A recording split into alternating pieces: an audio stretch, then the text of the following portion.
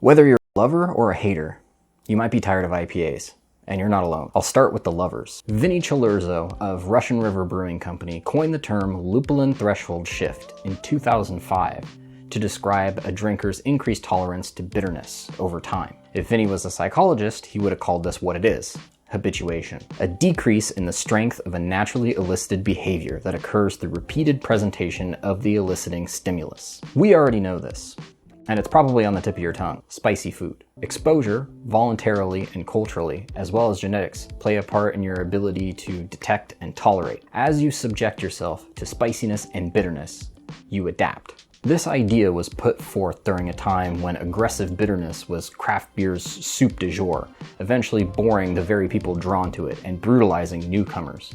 It remains applicable today, not to the acrid excess of the past, but to the ever-increasing intensity of hop aroma and flavor. Like an Ouroboros, IPAs chase aroma, juiciness, and flavor that has led to astringency and hop burn in some examples, replacing one bitterness with another. But that's probably a topic for another video. There seem to be ways to address, minimize, and reverse habituation, even if the evidence is mostly anecdotal, through change, duration, frequency, and intensity, all of which revolve around drinking other styles, drinking less overall, or drinking IPAs less frequently, which I know is blasphemy to the faithful. With this in mind, your nose and palate change over the course of your life, regardless of what action you take. Nothing escapes the ravages of time, as about a quarter of Americans over the age of 40 experience alteration in their sense of smell, and about a fifth in their sense of taste.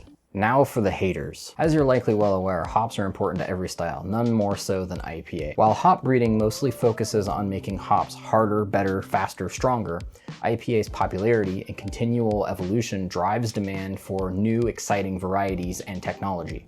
Two of the most popular hop varieties today, Citra and Mosaic, got that way because brewers invested in their early development, a common occurrence in the industry. Cryo, Incognito, Lupomax, and similar hop extracts seem to be becoming more necessary as the focus on beer's most expensive ingredient has magnified. Thiolized yeast and phantasm powder sprang from experimentation based on a deeper understanding of hops, biotransformation, and general beer chemistry. While the bulk of their usage falls under the IPA umbrella, they benefit beer as a whole. These can increase efficiency and yield while driving down cost and waste before and during brewing in all styles. Experimentation with these and other styles, while limited now, may increase awareness and interest from the more zealous IPA fans. You may not like the style or its prevalence, but what it does to drive connected industries forward is something to embrace. IPAs are keeping the craft beer scene healthy, which means your red ales and lagers are more likely to make a comeback. So rage against the overabundance, wish for other things, vote with your dollars, but understand